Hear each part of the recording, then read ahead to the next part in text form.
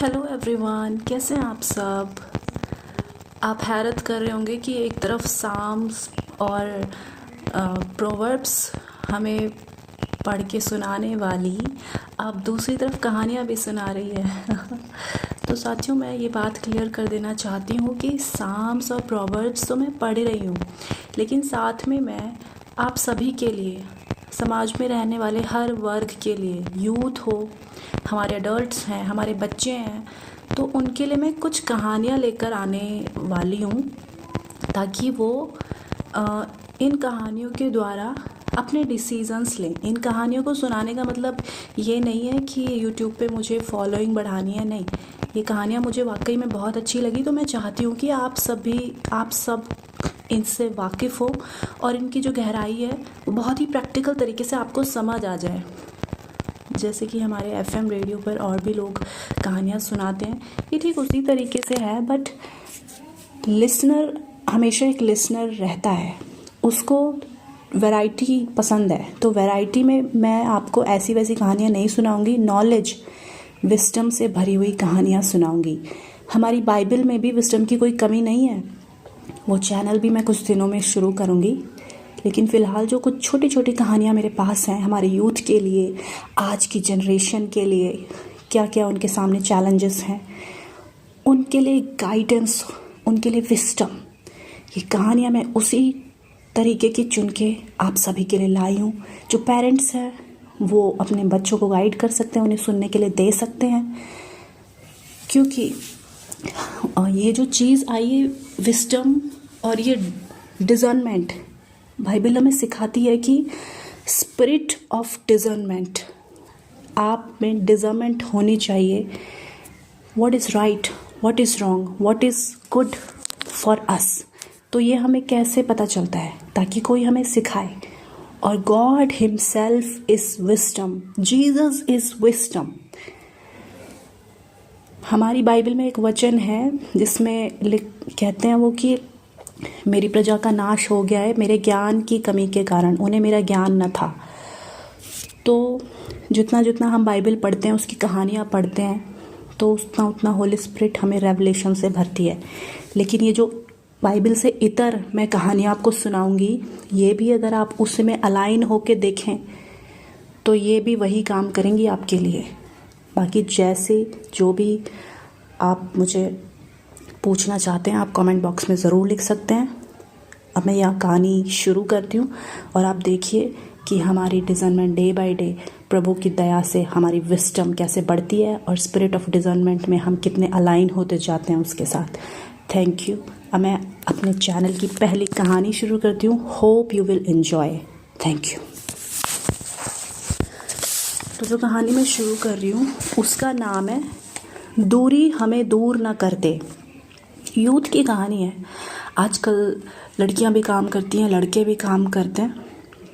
तो ये एक इसी तरीके की छोटी सी कहानी मैं रखूँगी, ज़्यादा लंबी नहीं खींचूँगी ताकि बोरियत ना हो। चलिए शुरू करते हैं। विनय कुमार पाठक की लिखी हुई ये कहानी है, मैं शुरू कर रही हूँ। मोबाइल की घंटी बजी तो प्रकाश ने मोबाइल की ओर देखा। स्क्रीन पर रेखा कॉलिंग फ्लैश हो रहा था। हेलो रेखा, प्रकाश ने कॉल रिसीव करके कहा। मेरी प्रमोशन हो गई है, मुझे नए ऑफिस दुबई में ज्वाइन करना है, रेखा ने चहकते हुए कहा। उसकी आवाज़ से उसकी खुशी का अंदाज़ा लगाया जा सकता था। अरे वाह, आखिर तुम गर्लफ्रेंड किसकी हो? तुम्हारी प्रमोशन कोई कैसे रोक सकता था? प्रकाश ने खुश होकर कहा। अच्छा, शाम को मिलो, अभी कई लोगों की कॉल्स आ रही हैं, बधाइयों का तांता लग रहा है, रेखा ने कहा और फ़ोन डिस्कनेक्ट कर दिया। प्रकाश को एकदम से ध्यान आया कि रेखा को दुबई जाना होगा प्रमोशन के बाद। रेखा ने पहले ही बताया था इसके बारे में। ये सोचकर वो थोड़ा उदास सा हो गया। वह पिछले 1.5 वर्षों से रेखा के साथ था। दोनों एक दूसरे से बेहद प्यार करते थे। रेखा प्रकाश को बहुत ही बेहतर तरीके से समझती थी। प्रकाश आज तक ऐसी किसी लड़की के संपर्क में नहीं आया था जो उसे इतने बेहतर तरीके से समझ सके। रेखा को प्रमोशन मिली थी और निश्चित रूप से ये खुशी की बात थी। उसने बताया था कि प्रमोशन होने पर उसका पैकेज काफ़ी बढ़ जाएगा और दुबई में सैलरी उसे दिरहम में मिलेगी।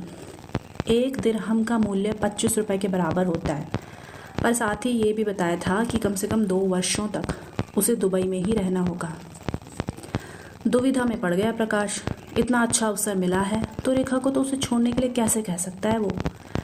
पर वह इतनी दूर रहेगी तो क्या उनकी रिलेशनशिप पर प्रभाव नहीं पड़ेगा? क्या इतने लंबे समय तक दूर रहना उचित होगा? क्या इस दौरान उनके बीच वह रिलेशन रह पाएगा जो अभी है? शाम को मिलने के लिए कहा था रेखा ने। कहाँ मिलना है ये स्पष्ट था। जब भी रेखा खुश होती थी उसे अपने फ्लैट पर बुलाती थी। फिर वहाँ से दोनों पिंड बलूची जाते थे डिनर पर। रेखा का ये पसंदीदा रेस्टोरेंट था और उसके फ्लैट से मुश्किल से 200 मीटर की दूरी पर था। ऑफिस से फ्री होकर प्रकाश रेखा के फ्लैट पर पहुंच गया। रेखा ने उसका दिल खोलकर स्वागत किया। एकदम से गले लग गई उसके। एक बार फिर से बधाई। प्रकाश ने उसे बाहों में कसते हुए कहा, थैंक यू सो मच। रेखा खुश होकर इठलाती हुई बोली, आज तुम्हारे लिए तुम्हारी पसंद की मैंगो फ्लेवर आइसक्रीम लाई हूँ। कहकर रेखा ने फ्रिज से 2 आइसक्रीम लाकर एक प्रकाश को दी और एक खुद खोलकर खाने लगी। अब आगे? प्रकाश अपनी आइसक्रीम को अनपैक करते हुए बोला, चलेंगे पिंड बलूची और करेंगे डिनर, और क्या? रेखा ने आइसक्रीम खाते हुए लापरवाही से कहा। मैं इसकी बात नहीं कर रहा। प्रकाश ने आइसक्रीम की एक बाइट लेते हुए कहा। तो फिर किसकी बात कर रहे हो? रेखा ने पूछा। भाई दुबई वाली मैडम इस इंडियन को पूछेगी भला अब? प्रकाश बोला। रेखा ने उसे मुंह बनाते हुए देखा मानो वो कितनी वाहियात बात कर रहा हो। फिर बोली, प्रकाश सीधी रेखा में गमन करता है, तुम्हें तो पता है ही। सीधी रेखा जहाँ भी रहेगी प्रकाश उसी की ओर चलेगा। रेखा ने उंगली से अपनी ओर इशारा करते हुए चुटकी ली। दुबई यहाँ से 2000 किलोमीटर दूर है। प्रकाश वहाँ तक पहुँचते पहुँचते क्षीण हो जाएगा। प्रकाश ने कहा। 2000 किलोमीटर यानी ज़्यादा से ज़्यादा 4 घंटे। आ जाना मिलने बीच बीच में और दुबई घूमना। कभी कभी मैं भी आ जाया करूँगी। 2 वर्ष कैसे बीत जाएंगे पता भी नहीं चलेगा। रेखा ने कहा। मजाक बहुत हो गया, अब थोड़ा गंभीर हो जाएं हम दोनों। क्या यह दूरी हमें एक दूसरे से दूर नहीं कर देगी? प्रकाश गंभीर होकर बोला। दूरी हमें एक दूसरे से दूर नहीं कर देगी? क्या फिलोसॉफिकल बात कही है तुमने? रेखा ने पहले तो उसकी बातों का मजाक उड़ाया, फिर बोली, लेकिन तुम्हें नहीं लगता कि कुछ ज़्यादा ही फालतू बातें कर रहे हो? रेखा ने परेशान होकर कहा। प्रैक्टिकल बात कर रहा हूँ, प्रकाश ने गंभीर होकर कहा। एक ही घर में एक ही छत के नीचे रहने वालों के बीच अनबन होते हुए देखी है तुमने? रेखा बोली। हाँ देखी तो है, प्रकाश ने कहा। उनके बीच दूरी नहीं होती, फिर क्यों अनबन होती है? रेखा ने सवाल किया। विचार नहीं मिलने के कारण, और क्या? प्रकाश ने जवाब दिया। यानी दूरी ना भी हो पर विचार ना मिले तो प्रेम वैसा नहीं रहता, राइट? रेखा ने फिर सवाल किया। हाँ, प्रकाश ने जवाब दिया। इसका विलोम भी सत्य होना चाहिए, यानी दूरी हो पर विचार मिले तो संबंध बना रहता है। रेखा ने तर्क दिया। बात तुम्हारी सही है, पर मुझे लगता है इतनी दूर रहने से हमारे बीच दूरी ना बढ़ जाए। प्रकाश ने फिर शंका व्यक्त की। फिर मैं प्रमोशन छोड़ देती हूँ, रेखा ने कहा। यह उचित नहीं होगा। तुम्हारी मेहनत और प्रतिभा के कारण तुम्हें प्रमोशन मिली है। बार बार यह मौका मिलने से रहा, प्रकाश ने कहा। फिर क्या किया जाए, तुम ही बताओ, रेखा ने पूछा। प्रकाश को कोई जवाब नहीं सूझा। पहले डिनर का जो प्रोग्राम बन गया है उसे निपटाते हैं, फिर आराम से बातें करेंगे, रेखा ने कहा। प्रकाश ने सिर हिलाकर अपनी सहमति दी। उसके चेहरे पर अभी भी अनिश्चितता का भाव था। थोड़ी देर बाद दोनों डिनर के लिए गए, पर एक अजीब सा खालीपन लग रहा था वातावरण में। थोड़ी देर पहले दोनों जितने खुश थे अब उतने खुश नहीं दिख रहे थे। डिनर से वापस आने के बाद रेखा बोली, तुम मेरे दूर जाने से दुखी हो, फिर भी मुझे रोक नहीं रहे हो, क्योंकि ये मेरे कैरियर का मामला है।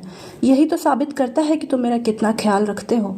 मैं तुम्हारे कहने पर प्रमोशन छोड़ने के लिए तैयार हूँ। ये साबित करता है कि मुझे कितना ख्याल है तुम्हारा, यानी हम दोनों एक दूसरे की खुशी चाहते हैं। 2 वर्ष कोई बहुत बड़ा समय नहीं है। इसके बाद मैं वापस आ जाऊंगी।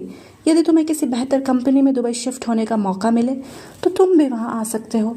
दूरी ऐसी समस्या भी नहीं है जितना तुम सोच रहे हो। तुम ठीक कह रही हो। जब हम दोनों एक दूसरे का ख्याल रखेंगे तो फिर दूरी का कोई मतलब ही नहीं रहेगा, प्रकाश ने कहा, पर उसकी आवाज़ में उदासी झलक ही रही थी। कुछ महीनों के बाद रेखा दुबई चली गई। स्वाभाविक था कि शुरुआती कुछ महीनों में वहाँ के वातावरण में ढलने में समय लगा रेखा को। साथ ही वहाँ का समय भी 1.5 घंटे पीछे था। कई बार ऐसा होता था कि प्रकाश रात में फ़ोन करता तो रेखा रिसीव नहीं कर पाती थी।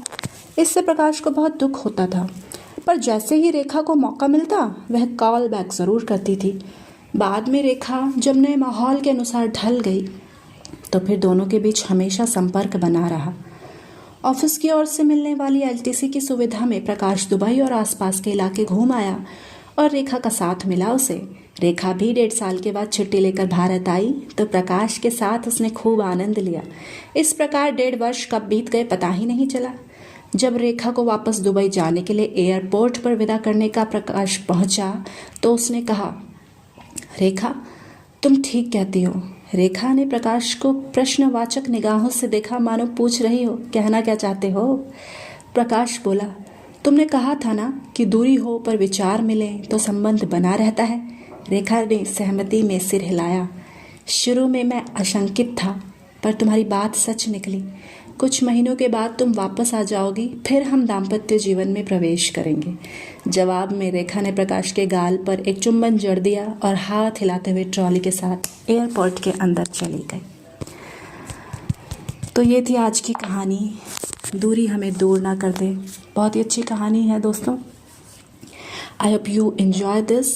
इसमें दोनों के विचार कितने मिले और दोनों एक दूसरे के लिए लॉयल भी थे। दूरी होने पर भी उनका प्यार दूरी नहीं मिटा सकी।